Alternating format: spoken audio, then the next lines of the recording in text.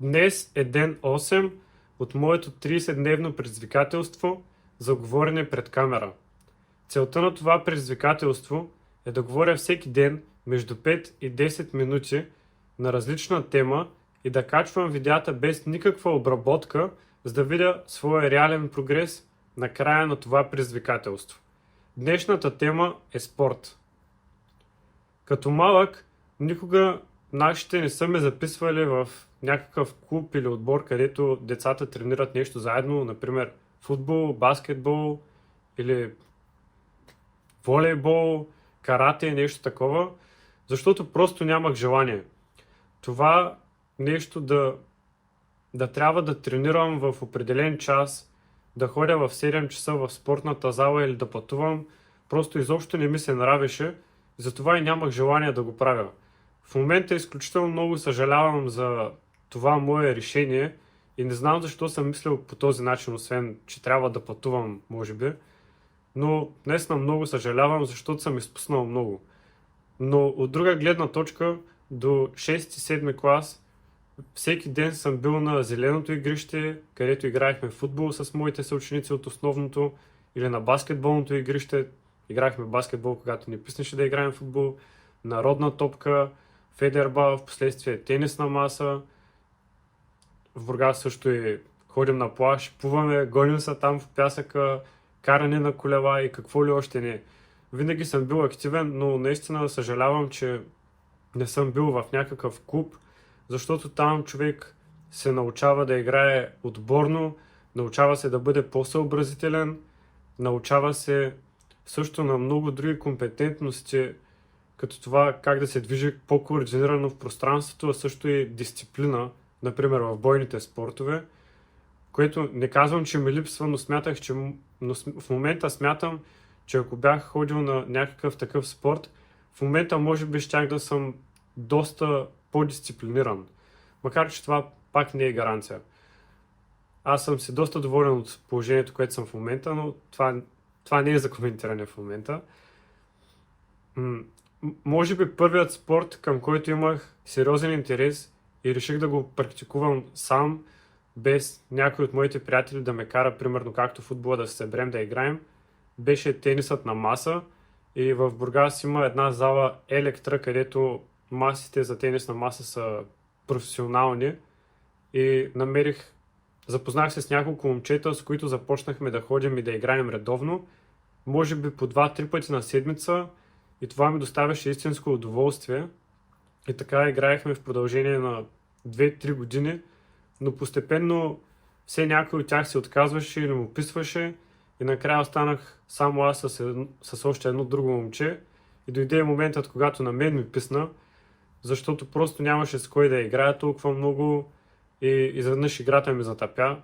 Може би и при вас има такъв момент, когато нещо ви е много интересно и изведнъж изобщо не ви се прави. И така и до ден днешен съм играл тенис на маса общо сигурно 5 пъти от 10 клас. Бях наистина доста добър, ама замина вече. Може би към 9 клас също открих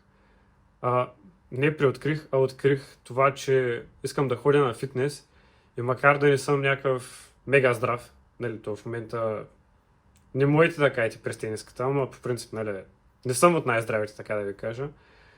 Тогава бях много кекав, бях около 47-48 кг в 8 клас и започнах да тренирам, като можех да направя макс примерно 10 лицеви опори, нещо такова, не можех да се набирам, не можех да правя кофички, дори не можех да правя лежанка с нормалният лост, който е 20 кг. И от тогава започнах да ходя на фитнес, но може би първите 2 години или година и половина изобщо не знаех какво правя. Изпълнявах си упражненията правилно, но някакси не бях запознат с Progressive Overload, с това колко трябва да ходя, за да не се претоварвам, колко трябва да тренирам до отказ или колко трябва да ми е трудно. Също не бях и много консистентен и примерно ходих няколко месеца, после няколко месеца изпусках.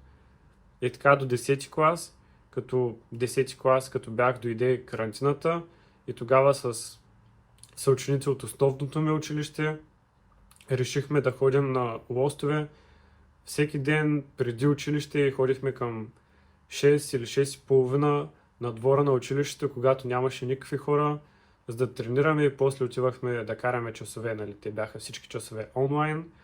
И тогава имах, може би, най-значителен прогрес, защото и бях най-отдаден, като така през цялата карантина от 2020 до около края на 2021, началото на 2022, тренирах почти само на лостове и от тогава за 2 години качих около 10 кг, станах 70 кг от 47-48. След това ходих на фитнес 12 клас и стигнах до 75 кг, като това ми е рекорда. И от тогава не знам какво се случва, обаче паднах до 66 кг и в момента не мога да мръдна повече от 71,2, като в момента пак съм 71 кг. Теглото ми варира между 73-71, в повечето случаи към 71 даже. И просто трябва да обърна сериозно внимание на храненето, но в последно време, миналият семестър пътувах прекалено много. Всеки месец бях в Германия или в България и това цялото пътуване не може да се направи някаква рутина. Също не ходих и на фитнес, нямах желание да тренирам, просто бях в тежък период и тогава нямах никакъв прогрес реално. Откакто дойдох в Германия пък през пролета, през март месец тази година отново за по-дълъг период, 2 месеца нямаше как да си изкарам карта за фитнес, защото тук фитнесите са с договор и договорът е за 2 години, като не мога да го прекъсна и трябва да го плащам. И затова просто се тренирах тук вкъщи, обаче вкъщи не е същото и много често си казваш, че ще тренираш, но нямаш желание да го правиш, защото има много странични неща, които те разсейват, или просто си казваш, ще свърша това, ще свърша нещо друго и така после изведнъж забравям. Затова трябва да се взема по-сериозно и така реших. Смениха офертата във фитнеса и започнах отново да ходя на фитнес. Това беше началото на април и целият април тренирах супер сериозно, дигнах към 3 кг, отново станах към 73, но после имах изпити и поради тая причина спрях да ходя отново за 3 седмици.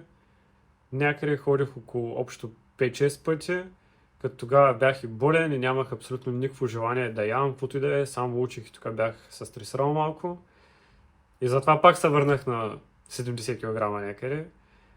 И да, общо взето това е някакъв тежък кръговрат при мен, от който трябва да се науча да изляза. Просто да не позволявам на моите моментни състояния да влияят на моята дисциплина и работя върху това и се опитвам всеки ден да правя неща, които не ми харесват, просто за да подобрявам своята дисциплина, но може би не тренировките, а това да ям повече отколкото трябва, за да качвам килограми е най-трудното нещо за мен, защото като съм стресиран, просто нямам никакво желание да ям и да кажем до 10 часа вечерта съм ял само плодове, които ям за закуска всеки ден и тогава се сещам, че трябва да ям, а то вече е късно и ми се спи и в повечето случаи просто си казвам, няма да ям и си лягам. И това е положението. Доста тежък кръговрат.